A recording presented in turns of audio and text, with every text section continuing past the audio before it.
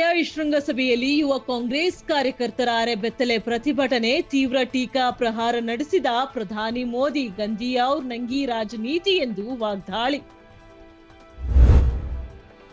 NCP ನಾಯಕ ಅಜಿತ್ ಪವಾರ್ ವಿಮಾನ ಅಪಘಾತ ದುರಂತ ಫೆಬ್ರವರಿ 28ರೊಳಗೆ ಪ್ರಾಥಮಿಕ ತನಿಖಾ ವರದಿ ಬಿಡುಗಡೆ. ಕೇಂದ್ರ ನಾಗರಿಕ ವಿಮಾನಯಾನ ರಾಜ್ಯ ಸಚಿವ ಮುರಳೀಧರ್ ಮೊಹೋಲ್ ಹೇಳಿಕೆ. ನಕ್ಸಲ್ ಚಟುವಟಿಕೆಗಳ ವಿರುದ್ಧ ಆಪರೇಷನ್ ಡೆಮಾಲಿಶ್ಮೆಂಟ್ ಕಾರ್ಯಾಚರಣೆ, ಭದ್ರತಾ ಪಡೆಗಳಿಂದ 200ಕ್ಕೂ ಅಧಿಕ ನಕ್ಸಲ್ ಸ್ಮಾರಕಗಳ ಧ್ವಂಸ.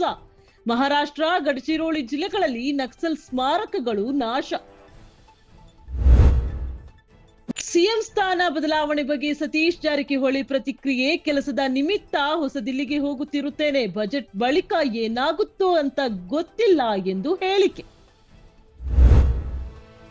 ಲಂಚ ಪ್ರಕರಣ, ಲೋಕಾಯುಕ್ತರ ಬಲೆಗೆ ಸಿಲುಕಿದ ಶಿರಹಟ್ಟಿ ಕ್ಷೇತ್ರದ ಬಿಜೆಪಿ ಶಾಸಕ ಚಂದ್ರು ಲಮಾಣಿ ಇಬ್ಬರು ಆಪ್ತರಿಗೆ ನ್ಯಾಯಾಂಗ ಬಂಧನ. ಮಾರ್ಚ್ 3ರವರೆಗೆ ನ್ಯಾಯಾಂಗ ಬಂಧನಕ್ಕೆ ಒಪ್ಪಿಸಿದ ಜನಪ್ರತಿನಿಧಿಗಳ ವಿಶೇಷ ನ್ಯಾಯಾಲಯ. ಬೀದಿ ಬದಿ ವ್ಯಾಪಾರಿಗಳಿಗೆ ಗುರುತಿನ ಚೀಟಿ ವಾಹನ 2 ತಿಂಗಳೊಳಗೆ ಅರ್ಹ ವ್ಯಾಪಾರಿಗಳಿಗೆ ವಿತರಣೆ. ಡಿಸಿಎಂ ಡಿಕೆ ಶಿವಕುಮಾರ್ ಭರವಸೆ. ಮಹಾತ್ಮ ಗಾಂಧಿಯನ್ನ ರಾಷ್ಟ್ರಪಿತ ಎಂದು ಒಪ್ಪಿಕೊಳ್ಳುವುದಿಲ್ಲ, ಜವಾಹರಲಾಲ್ ನೆಹರು ಅಯೋಗ್ಯ ಪ್ರಧಾನಿ. ವಿವಾದಾತ್ಮಕ ಹೇಳಿಕೆ ನೀಡಿದ ಬಿಜೆಪಿ ಶಾಸಕ ಯತ್ನಾಳ್.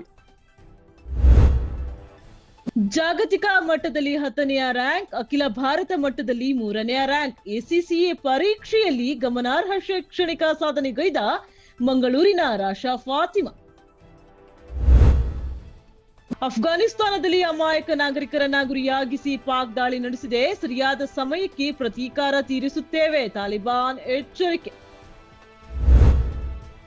ಟಿ20 ವಿಶ್ವಕಪ್ನ ಸೂಪರ್ 8 ಟೂರ್ನಿ, ಭಾರತದ ವಿರುದ್ಧ ದಕ್ಷಿಣ ಆಫ್ರಿಕಾಕ್ಕೆ 76 ರನ್ಗಳ ಜಯ. 18.5 ಓವರ್ಗಳಲ್ಲಿ 111 ರನ್ ಗಳಿಸಿ ಆಲ್ಔಟ್ ಆದ ಭಾರತ ತಂಡ.